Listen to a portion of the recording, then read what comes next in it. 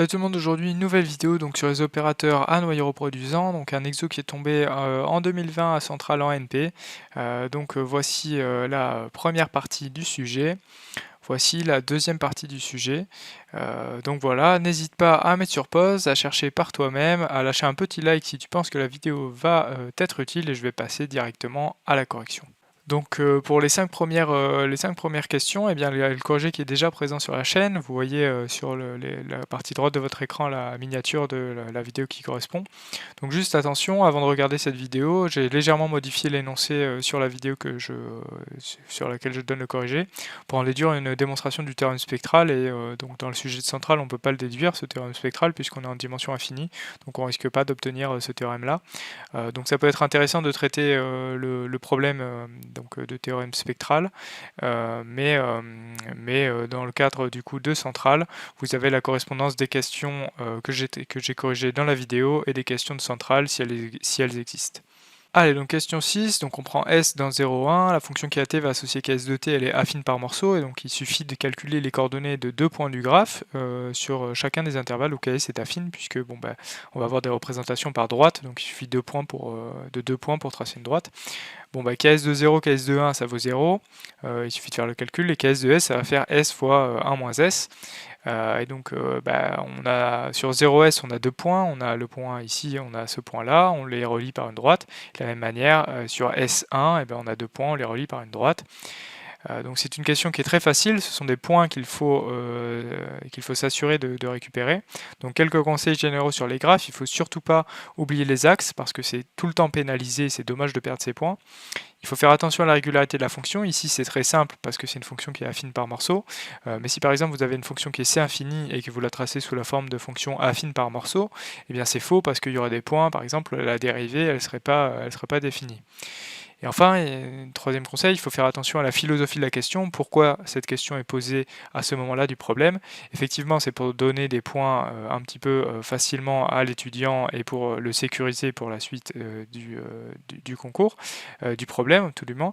Mais ici, c'est surtout pour que le candidat remarque que la fonction qui a t va associer ks de t, elle est définie par morceau, elle est affine par morceau, et donc ça va permettre de couper les intégrales en deux pour utiliser du coup la relation de Chasles sur les intégrales. Allez, question 7, donc pour montrer que K est continu, on peut montrer qu'elle est lipschitzienne. Pour cela, il faut remarquer préalablement que pour tout S dans 0,1, l'application KT va associer KS de T, elle est lipschitzienne de rapport 1. Et de la même manière, pour T qui appartient à 0,1 fixé, l'application KS va associer KS de T, elle est aussi lipschitzienne de rapport 1. Et si je prends ST dans 0,1 et S'T' dans 0,1, KST moins KS' de T moins KS'T', si je retranche KS'T et que je l'ajoute du coup pour ne rien ajouter au final. Ensuite, je coupe en deux donc la valeur absolue par inégalité triangulaire. Je récupère par définition de grand K, Ks de t moins Ks' de t. Et là, donc ks' de t moins ks' de t'.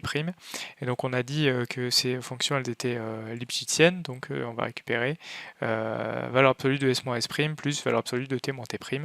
Et donc on va récupérer que grand K est lipschitzienne, et donc grand K est continu sur 0,1. Et donc on en déduit que K est continu en tant que fonction lipschitzienne. Et donc voilà pour cette question. On pouvait aussi la traiter avec une caractérisation séquentielle de la continuité. Si on prend Sn, Tn qui tendent vers S et T, eh bien il faut montrer que Ksn, Tn tend vers Kst. On a plusieurs points à montrer, donc il faut montrer que T est un endomorphisme continu de E. Donc il y a plusieurs choses à montrer. Il faut montrer que T est bien défini déjà, il faut toujours montrer ça, que T est linéaire, que T, ça c'est pas évident, c'est que pour tout f dans E, T de f appartient à E, c'est-à-dire que Tf arrive bien dans E, enfin T arrive bien dans E, et que T en tant qu'application est continu. Donc allons-y. Donc la définition, on prend S dans 0,1 fixé, par produit des fonctions qui à t va associer ks de t, et par la fonction f, donc la fonction qui à t va associer ks de t, f de t, elle est continue sur 0,1 et l'intégrale y est bien défini, il n'y a pas de souci. La linéarité, bon, on l'obtient facilement par produit et puis par linéarité de l'intégrale. Et donc, on a que TF plus lambda G évalué en S vaut TF de S plus lambda TG de S. Donc, ça veut dire que les fonctions TF plus lambda et TF plus lambda TG TF plus lambda g coïncide du coup avec TF plus lambda tg sur 0,1 tout entier. Donc c'est vrai, comme c'est vrai pour tout fg et pour tout lambda, c'est que t est linéaire. Maintenant, on va vérifier que du coup, si je prends f dans E, TF appartient bien à E. Donc du coup, je prends f dans E. Et l'application TF, qu'est-ce que c'est? C'est la fonction qui a 0,1, donc il y a S de 0,1, va associer TF de S, cette intégrale-là qui arrive dans R. Est-ce que cette application-là est continue? C'est la question qu'il faut se poser. Si je prends donc f dans E et S dans 0,1, TF de S, ça fait ces intégrales-là. On utilise la relation de Schall, donc on sort tout ce qui ne dépend pas de t, et donc on a 1 moins S plus donc l'intégrale de TF de t dt, plus S l'intégrale 1 moins TF de t dt. Et donc là, en fait, on reconnaît que des fonctions qui soient continues, puisque la fonction qui à t va associer f de t, elle est continue. Donc par théorème fondamental de l'analyse, l'intégrale associée, c'est une primitive sur 0,1, donc elle est dérivable sur 0,1, elle est en particulier, elle est continue. De même pour cette intégrale-là. Donc voilà, et ensuite par produit et somme de fonctions continues, TF de S TF est continu. Et maintenant la continuité de t, il faut montrer que t est continu en tant qu'application linéaire, puisqu'on a montré qu'elle est linéaire, c'est-à-dire que pour tout f dans E, la norme de tf est inférieure ou égale à alpha, norme de f, où alpha c'est un réel qui existe indépendamment de f. Donc allons-y, on prend f dans E, S dans 0,1, on remarque que TF de S peut être défini à l'aide du produit scalaire, donc effectivement ça il faut le remarquer, c'est que on a le produit de KS de T avec F de T, ça fait, donc qui est intégré sur 0,1, ça fait le produit scalaire de KS avec F. Là, on est pas mal parce que ça va nous permettre de rebondir sur l'inégalité de Cauchy-Schwarz, puisque nous, on veut estimer la norme de TF au carré, ça va faire le produit scalaire de TF avec lui-même, c'est-à-dire donc l'intégrale de 0 à 1 de TF de S au carré, c'est-à-dire l'intégrale de 0 à 1 de KS, donc du produit scalaire de KS avec F au carré ds. Donc l'inégalité de Cauchy-Schwarz, on peut s'en servir pour simplifier ce produit scalaire, pour le majorer. Donc on a effectivement que le produit scalaire au carré c'est plus petit que le produit au carré des normes au carré. La norme au carré de KS, il n'y a pas de souci, on peut la calculer. Ça fait du coup cette intégrale-là. Or, la fonction grand K, elle est continue sur 0,1, qui est compacte par un produit cartésien compact. Donc, par théorème des valeurs extrêmes, K est borné sur 0,1 et atteint ses bornes. Et si on note grand M un majorant de K, on a que KS au carré, c'est plus petit que M. Fois donc du coup l'intégrale de 0,1 de dt, donc ça fait 1. Donc ça fait que ks au carré est inférieur ou égal à m.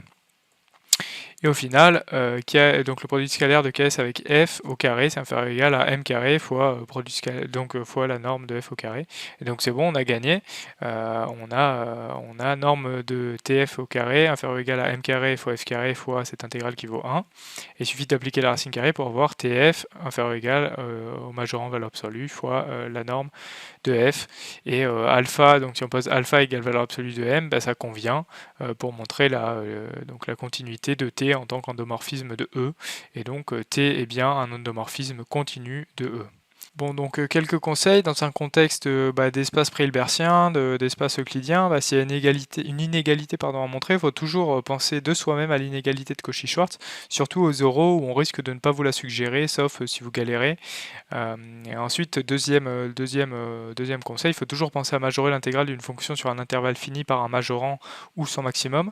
On peut soit le calculer si on a une expression simple pour la fonction, soit affirmer son existence par théorème des valeurs extrêmes, qui revient à montrer donc que l'intégrand est continu, et donc on peut du coup majorer l'intégrale par ce maximum fois la taille de l'intervalle.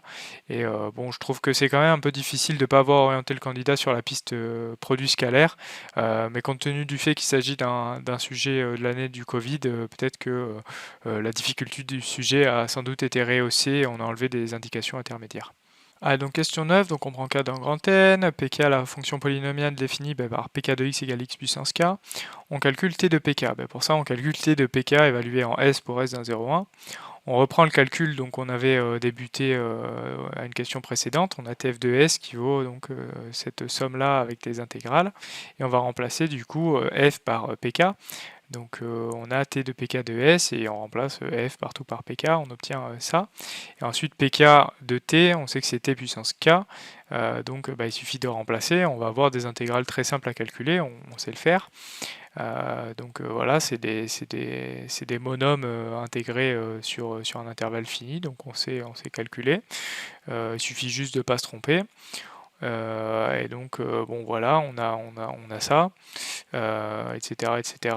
Et au final, on tombe sur S moins S puissance K plus 2 sur K plus 1, K plus 2. Donc au final, c'est bien de reconnaître des fonctions pk.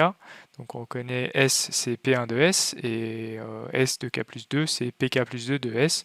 De sorte que maintenant, vu que j'ai identifié avec des P, des Pk, eh ben, je vais pouvoir enlever la dépendance en S, de sorte à dire T de Pk, c'est P1 moins Pk plus 2 sur K plus 1, K plus 2. Et donc on a le résultat, enfin on a trouvé le calcul. Ok, maintenant si on prend P dans F, on peut écrire P comme la somme des AKPK, où AK donc appartient à R, et comme T est linéaire par une question précédente, on a T de P, c'est c'est T de la somme des AKPK, donc c'est, vu que T est linéaire, la somme des AK, T de PK. Or, on a vu que T de PK c'est dans F, et comme F c'est un espace vectoriel, il s'ensuit que par somme, du coup, T de P appartient à F, et donc pour tout P dans F, T de P appartient à F, c'est-à-dire que T de F est inclus dans F. Question 10, donc on prend K dans grand N. La question précédente, elle montre que T de Pk, c'est 1 sur K plus 1, K plus 2, P1 moins Pk plus 2.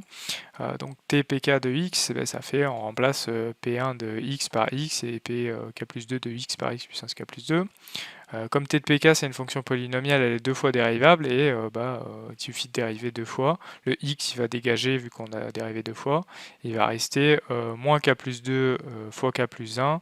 Et donc avec les k plus 1, k plus 2 ça va disparaître. Il va donc rester tpk' de x égale moins x puissance k, c'est-à-dire moins pk de x. Autrement dit, on a tpk' qui vaut moins pk. Mais donc pour tout p dans f, si on écrit P égale somme des AKPK, le calcul TP égale somme des AK TPK qu'on a utilisé à la question précédente en utilisant la linéarité de la dérivation, on obtient que TP dérivé deux fois, ça donne la dérivée, donc somme des AK, TPK dérivé deux fois, donc ça fait moins la somme des AK PK, donc ça fait moins P en identifiant du coup somme des AK PK à P, et donc on a montré pour tout P dans F, TP dérivé deux fois, ça fait moins P. Alors question 11, on prend F dans E, on utilise à nouveau la relation de Chasles, qu'on a obtenue en question 8, c'est cette relation-là. TF de 0, on vérifie que ça fait 0, TF de 1, on vérifie que ça fait 1, et donc au final on a TF de 0 qui est égal à TF de 1 qui vaut 0. Allez, question 12, donc on prend F dans E, à la question 8 on a montré que TF de S valait cette somme d'intégrale-là. On a vu que la fonction qui est S va associer l'intégrale de 0 à S de TF de T dt, et la fonction qui est S va associer cette intégrale-là, elles sont dérivables. Donc il s'ensuit que TF de S est dérivable, plutôt TF à mon avis, puisqu'on va dériver par rapport à S. Donc il s'ensuit que TF est dérivable par somme et par produit de sommes dérivables. Donc TF appartient à C1 de 0,1 R. Et pour S dans 0,1, il suffit juste de dériver ensuite. On a cette somme-là de dérivée. Donc on simplifie, ces deux éléments-là vont simplifier, et le même argument il s'applique de nouveau avec ces intégrales-là. On peut dériver à nouveau, donc TF elle est C2, et même on peut calculer les dérivés et obtenir cette égalité-là. Et donc on obtient que TF elle est C2, et même on a vérifié que la dérivée seconde de TF c'est moins F. À la question 13, donc on va montrer que T est injectif, on a montré que T est linéaire, donc il suffit de montrer que son noyau c'est le singleton nul. Donc droite inclus dans gauche est trivial, puisque le noyau de T c'est un espace vectoriel. Maintenant, réciproquement, si on prend f dans le noyau de T, tf vaut 0e. Or, T elle est deux fois dérivable, et on a la dérivée seconde de tf qui vaut moins f. Donc si on dérive deux fois l'égalité tf égale 0e, et on obtient moins f égale 0e, c'est-à-dire f égale 0e, et donc le noyau de T est inclus dans 0e, et donc par double inclusion, on a le résultat voulu. Allez, donc on a trouvé le noyau, mais maintenant on va essayer de chercher l'image. On va poser A à l'ensemble donc des f appartenant à E, tels que f de 0 égale f de 1 égale 0, inter donc les fonctions c2 de 0,1 dans R. Les questions 12 et 11, elles montrent quoi? Elles montrent que l'image de T est incluse dans A. Et on va maintenant étudier la réciproque. On va prendre f dans A, donc par définition f de 0 égale f de 1 égale 0, et f est C2. Et on va réaliser une analyse synthèse pour montrer que f appartient à l'image de T, c'est-à-dire qu'il existe une certaine fonction g telle que f égale tg. Donc analyse, on prend g dans E tel que f égale t de g, et on va chercher donc des conditions sur g pour pouvoir définir g proprement. F et Tg sont C2, donc on peut dériver de manière licite, et en utilisant la question 6, on a F seconde qui vaut Tg seconde, qui vaut donc moins G, puisque Tg seconde ça vaut moins G. Donc si on pose G égale moins F seconde, on a un candidat, c'est licite, pourquoi? Parce que F elle est C2 par hypothèse. Donc maintenant on va faire la synthèse, on va montrer que F égale T de moins F seconde. Comment est-ce qu'on va montrer ça? On va montrer h égale, donc on va étudier la différence. On va étudier la différence h égale f moins t f h égale f moins t de moins f seconde. H elle est C2 par somme de fonctions qui sont C2, et h seconde c'est la fonction nulle. Pourquoi? Parce que h seconde c'est f seconde moins t de moins f seconde le tout seconde, et donc ça va faire f seconde moins f seconde, et donc ça veut dire que h seconde c'est la fonction nulle. Donc h, si on intègre deux fois, c'est la fonction affine, puisque c'est une fonction affine, donc h de x égale à x plus b. Or h de 0 égale f de 0 moins t moins f seconde de 0, donc f de 0 égale 0 puisque f appartient à A, et on a vu que tf tilde de 0 égale à 0 pour tout f tilde dans E. Donc là on va avoir h de 0 égale 0, h de 1 égale à 0 aussi, donc a égale b égale 0, et h c'est la fonction nulle, donc f c'est bien t de moins f seconde, et f appartient à l'image de t, puisqu'on l'a écrit sous la forme de t de quelque chose, et donc l'image de t par double inclusion c'est égal à a, c'est-à-dire si on remplace avec a, l'image de t c'est l'ensemble de ces fonctions là. Allez, question 15, donc on prend lambda une valeur propre de t, f un vecteur propre associé, par définition tf c'est lambda f, mais le noyau de t c'est le singleton 0 par la question 13, donc lambda est non nul, et comme t est linéaire, eh bien f c'est du coup 1 sur lambda tf, et donc c'est t de f sur lambda. Donc f appartient à l'image de t, en particulier f est C2 de 0,1 dans R, et on peut dériver l'équation tf égale lambda f deux fois pour obtenir, en utilisant la linéarité de la dérivation, tf seconde qui vaut lambda f seconde, et tf seconde ça vaut moins f par la question 12.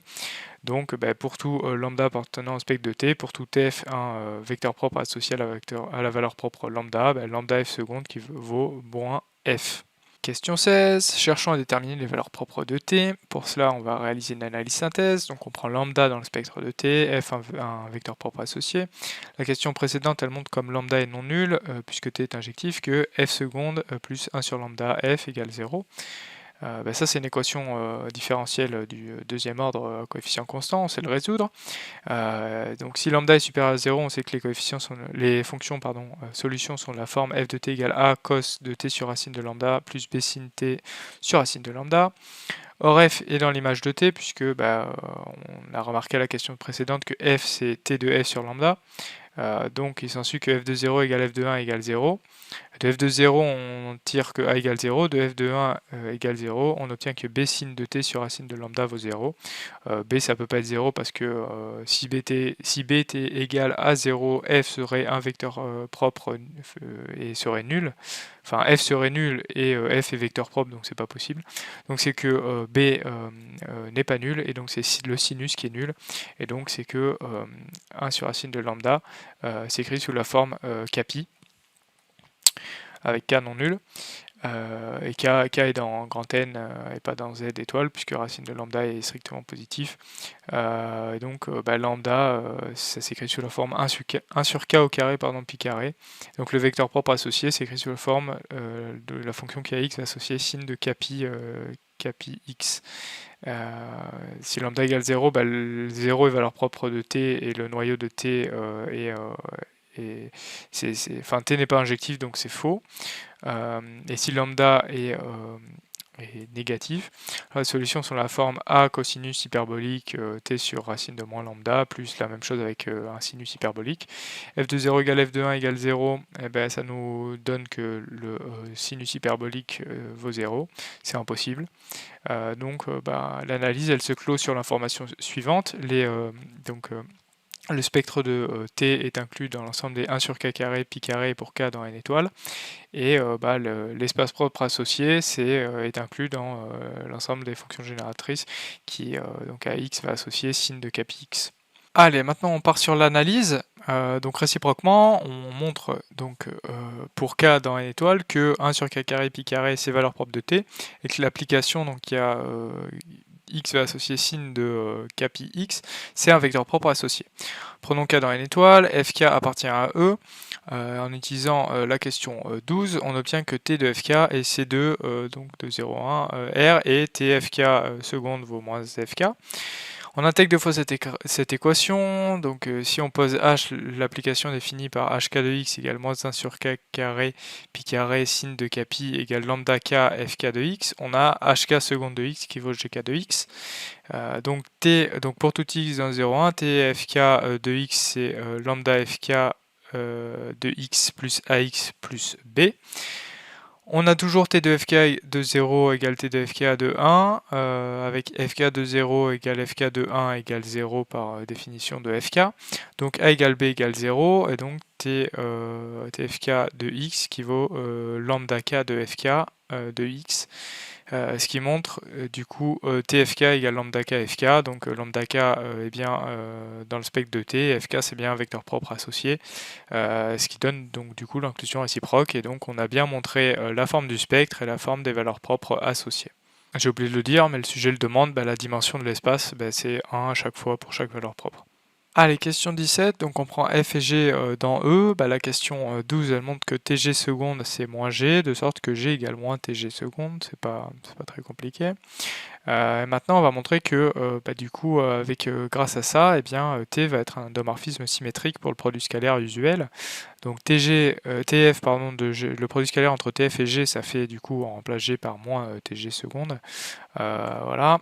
Ensuite on fait sortir le moins, on utilise la définition du produit scalaire, et donc on a l'intégrale de 0,1 de tf de s fois tg seconde de s ds, et là on va utiliser évidemment une intégration par partie pour faire apparaître tg prime, et ça va faire apparaître un tf prime, et ainsi de suite, et donc on va refaire une IPP, ça va faire apparaître tf seconde, et là on aura récupéré du tg, et donc on aura les moins vont se compenser, et donc on aura le produit scalaire de tf avec g qui est égal au produit scalaire de f avec tg.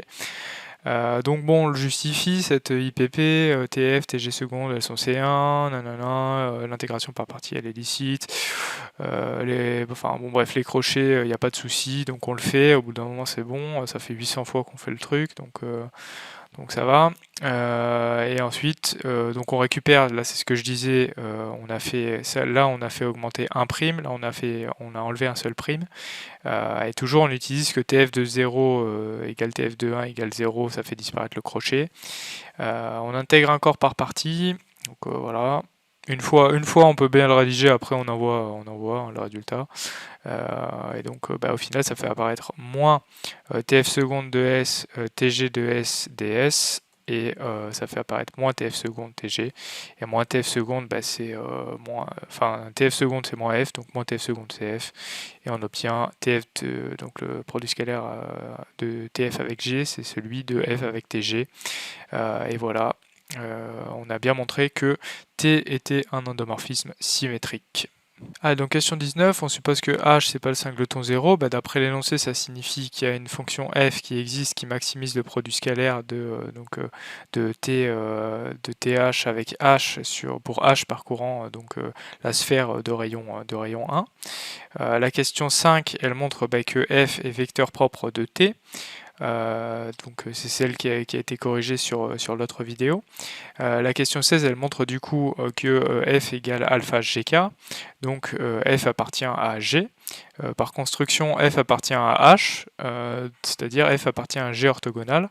Donc f il appartient à g, il appartient à g orthogonal. F c'est donc la fonction nulle de e. Donc par propriété sur les normes, ça veut dire que la norme de f vaut 0.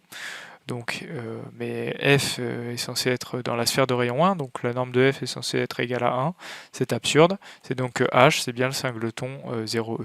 Allons-y pour cette question 19. Donc on prend KL dans n étoile, donc on calcule le produit scalaire de GK avec GL. Bah, ça donne cette intégrale là, et ensuite on va linéariser donc ce produit de sinus pour obtenir une somme de cosinus. Si k est différent de L, on peut poursuivre le calcul et on va obtenir ce calcul là. K plus L appartient à n étoile, K moins L appartient à n étoile, et le sinus de pi fois quelque chose qui appartient à n étoile, ça vaut 0. De tout ça, on déduit que les crochets d'intégration sont nuls, et donc le produit scalaire de GK avec GL vaut 0.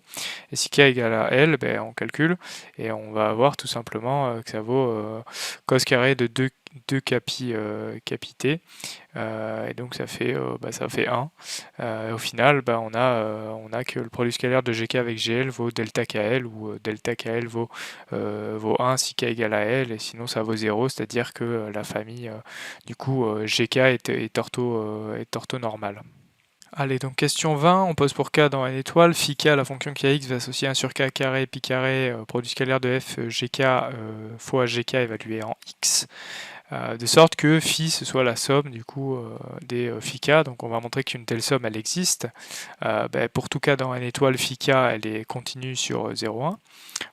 Donc si on prend k dans n étoile et x dans 0,1 et que je regarde la valeur absolue de phi de k de x, c'est par définition cette valeur absolue là. Et ensuite, il me reste la valeur absolue de f du produit scalaire de f avec gk fois la valeur absolue de gk de x. Ça, c'est plus petit que racine de 2 par définition de gk de x. Par inégalité de Cauchy-Schwarz, on va récupérer la norme de f fois la norme de gk. La norme de gk valant 1 étant donné l'orthonormalité des gk, ou plutôt le fait qu'il soit orthonormé, norme de gk vaut 1. Donc il va rester racine de 2 norme de f sur k carré pi carré, et donc racine de 2 norme de f k carré sur pi carré, enfin sur k carré pi carré. C'est le terme général d'une série convergente par comparaison aux séries de Riemann, puisque on a du k au carré, 2 étant plus grand que 1. Donc la somme des phi qu'elle converge normalement sur 0,1, donc uniformément sur 0,1, et par théorème, phi elle est continue de 0,1 dans R, et elle existe aussi. Question 21, on prend n dans grand N étoile, on considère Fn, donc la somme partielle des sommes des produits scalaires de f avec gk évalués en gk. Par application de l'opérateur t qui est linéaire, comme les gk sont valeurs propres de t et de valeurs propres associées 1 sur k au carré pi carré, on va avoir t de Fn qui va valoir la somme du coup des produits scalaires de gk t de gk, qui vaut du coup cette somme là en remplaçant les t de gk. La question précédente, elle montre que t de Fn converge vers phi au sens de la norme uniforme, la norme infinie. Or, pour tout g dans E, la norme euclidienne de g carré, c'est l'intégrale de 0,1 de g carré dt, qui est inférieure ou égale du coup à la norme infinie de g au carré, et donc on peut la sortir puisque c'est indépendant de l'intégrale, et il va rester du coup l'intégrale de 0,1 de dt, et ça vaut évidemment 1. Après application de la racine carrée qui est croissante, ça veut dire que pour tout g dans E, la norme de g est inférieure ou égale à la norme de g infini. Donc, en conclusion, on a montré que ça nous montre tout ce qu'on vient de montrer là, que la norme de g est inférieure ou égale à la norme de g infini, en particulier si on prend g, la fonction qui nous intéresse, t de fn moins phi, elle est coincée entre 0 évidemment puisque c'est une norme, et tfn moins phi, la norme infinie. On a dit que ça tendait vers 0 puisqu'on a montré la convergence de t de fn vers phi au sens de la norme uniforme, et donc par application du théorème des gendarmes, eh bien, la norme des t de fn moins phi, donc la norme euclidienne, elle converge, et on a que cette norme elle tend vers 0 pour n qui tend vers plus infini. Question 22, la famille GK elle est orthonormée et totale par hypothèse, donc par théorème, Fn, la somme du coup des produits scalaires de f, gk, gk, elle converge vers f au sens de la norme, la norme euclidienne. De plus, t c'est une application qui est continue par la question 8, donc t de fn va converger vers tf au sens de la norme, toujours la même norme. La question 21 elle montre que t de fn elle converge vers phi, donc par unicité de la limite on en déduit que tf vaut phi. Voilà, donc c'est fini pour cette vidéo. En fait, on ne s'en est pas rendu compte parce que l'énoncé ne l'a pas notifié, mais on vient de prouver le théorème de Mercer pour un opérateur à noyau intégral triangulaire. En vérité, on peut généraliser le théorème évidemment à d'autres opérateurs intégraux, mais voilà, c'était le but de l'énoncé. En tout cas, c'est un très très bel exercice pour s'entraîner parce que vu que c'est de l'analyse fonctionnelle, on a évidemment de l'analyse puisqu'il y a des intégrales partout, des sommes, mais on a évidemment de l'algèbre qui va apparaître par-ci par-là puisque t c'était un endomorphisme de E, donc une application linéaire, et en particulier on a des techniques de diagonalisation, tout du moins on a des valeurs propres et des vecteurs propres qui vont apparaître par-ci par-là. Donc c'est un très beau problème qu'il faut savoir maîtriser. Donc voilà, en tout cas n'hésite pas à t'abonner, à liker, à mettre la cloche, il y a de nouvelles vidéos qui vont arriver, que ce soit pour les écrits ou pour les oraux, et ce serait dommage de les rater. Salut!